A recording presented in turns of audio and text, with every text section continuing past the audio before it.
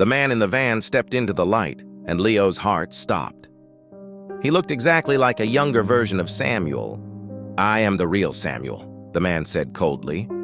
"The man you buried was my twin brother, Elias. He spent 30 years pretending to be James's father to keep an eye on the enemy's bloodline." James fell to his knees, his world collapsing. "So my whole life was a social experiment?" The man ignored him and turned to Leo. "My brother chose you because you were the only soul who showed kindness to a man who had nothing. You passed the test that James failed every single day."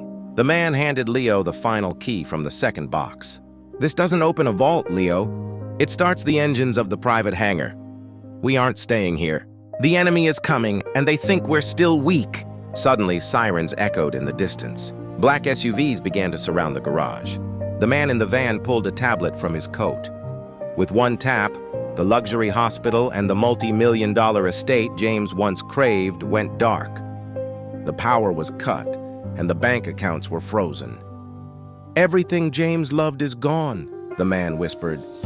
"And everything you deserve, Leo, is waiting across the ocean."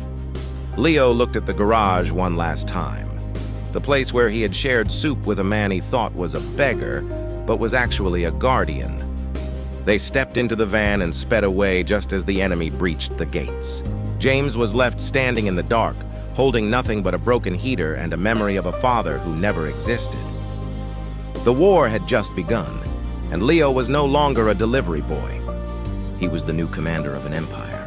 The legend of Samuel lives on. Comment yes if you want to see a brand new series with Leo as the boss.